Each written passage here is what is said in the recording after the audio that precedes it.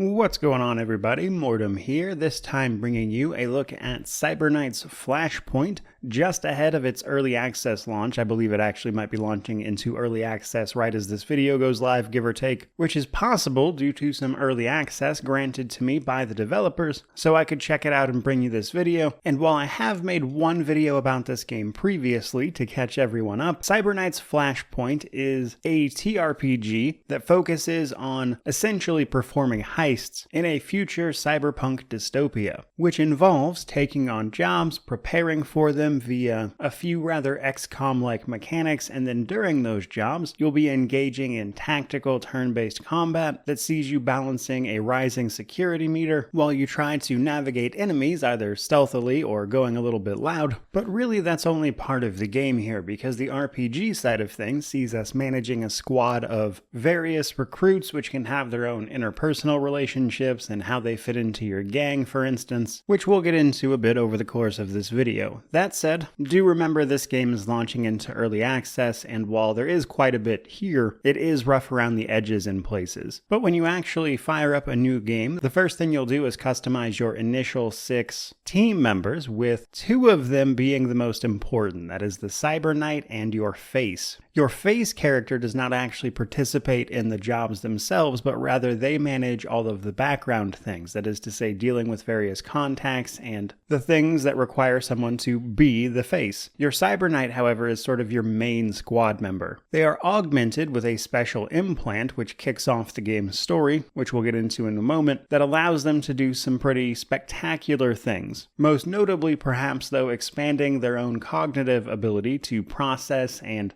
actively predict things such as combat and battle tactics in the heat of the moment. This customization, though, also does include cosmetic things, allowing you to change various aspects of each individual character. And if you click into any of these options individually, you'll usually also get options for things like changing colors, etc. After that, though, you pick your game's origin. Your origin is heavily tied to the story of the game. It is essentially how you and your crew got into this situation of running jobs, with one of you being a cyberknight, and what I had access to only gave the option of the syndicate debts, which is to say you effectively took a loan from a loan shark to get a cybernet implant for one of your members, and now you have to pay back that loan by doing jobs. Though in the future they'll be adding more origins which can significantly alter the roleplay side of your tactical campaign, if you will. And then at that point the game becomes about managing your squad and teammates outside of combat, getting ready for jobs, etc., and then the jobs themselves. But first, let's talk about the base side of things. As you can see here, we have a sort of XCOM-like setup, minus the strategic world map, where we can manage our individual party members. If we go to the barracks, this is where we can level characters up. Each available class, of which there are about 6 or so, has a different skill tree that will then give them access to, of course, unique abilities that make them interesting to take on missions.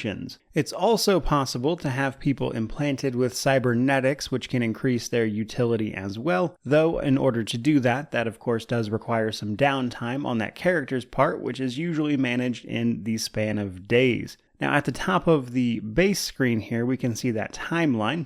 And while time is passing, we have to prepare for our jobs, which is usually done via legwork. Sometimes these events will trigger automatically, other times you need to go to the mission table and select one to set it up, but essentially every once in a while you'll be able to send your crew members to do certain sort of scouting, almost information gathering type legwork missions that can then give you a 1-up on a mission itself. However, depending on the character you sent, they have a % chance of perhaps failing, which will incur some amount of risk, which can lead to things like increased heat against your crew. The higher your heat, the more complications you can expect to run into in a mission. That said, as you might imagine, these jobs or heists don't exactly fall out of thin air. You have a list of contacts which is somewhat determined by your origin. For instance, the syndicate debts have dealings with the D cartel, but there's also a variety of other contacts, things like doctors who might patch up your wounds incurred in a mission, people who can sell you weapons and gear outside of missions, as upgrading weapons and armor is very much so a thing, and each of those contacts contacts, you have a relationship as well. They'll come to you, offer you jobs and missions, which you can either accept or deny, which will then affect your relationship with that person. They can also even owe you favors, offering you services for basically free, which can also be pretty useful. So there's a fair amount that goes into setting up a job, but once you actually get into the combat portion of things, most missions seem to have you either taking 3 or 4 party members along, provided they aren't, of course, busy doing something else like legwork missions. But once you enter a map, you are initially in stealth. That is to say, the patrolling guards and things are not aware of your presence. However, there is a security meter that ticks up every round, as both enemies and the technology around you becomes more aware of your presence, meaning that as the security level goes up, various extra countermeasures will be enacted. Things like electronic mines might arm themselves, reinforcements might be called. Ideally, you want to keep that meter from rising by sticking to stealth and playing it more like a heist simulator. That said, you can absolutely go loud, that is a thing, but it's also possible to take enemies down silently with weapons that don't make any noise, and just generally remaining unseen. And then at the end of each round, you can see the AI for the level, that is to say the technology AI in the game, will then give a list of occurrences that contributed to the security meter that round. For instance, being spotted by an enemy will make this tick up, but if you can take that enemy out before the end of the turn and thus they don't have a chance to report anything, you can still keep from being properly detected.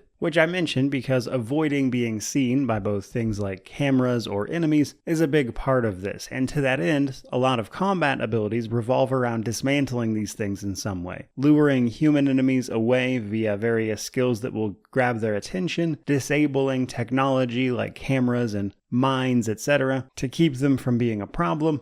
And this is where your different classes come in, as many of them have different abilities that will focus on different aspects of this. But when it comes to actual combat, we are using a turn-based action point system, though it seems in general every character has about 6 action points, with movement and the various actions you can take, of course, eating up these action points on your turn. And you can spend those however you please. Use them all on movement, move and attack, just attack, etc. So the tactics there is, of course, setting things up to end in your favor, especially since you will likely be outnumbered if reinforcements start getting called in. But in that regard, we do see a lot of the usual suspects, things like Overwatch, special abilities like charges on your melee weapons, that kind of thing. And as such, many missions revolve around trying to go as long as you can without being seen, and if you do happen to alert any enemies, try to take care of that situation quietly while you fulfill the various objectives, which in some cases is easier said than done. And for the most part, I would say that makes up the bulk of what you can expect from cyberknights Flashpoint, with a lot of what is unique from playthrough to playthrough coming down to the relationship between your team members as you make connections, break them, take on jobs, perhaps refuse some, which can lead to various outcomes like people who are angry sending bounty hunters after you, further complicating future jobs, just to name a potential consequence. And in that regard, that rather dynamic element to the potential story is interesting to me. It's a very ambitious thing that if they can manage to work out over the course of early access, I think they'll really be on to something. And I will say, since I last played this game via a demo, they've come a long way. The enemy AI is much improved,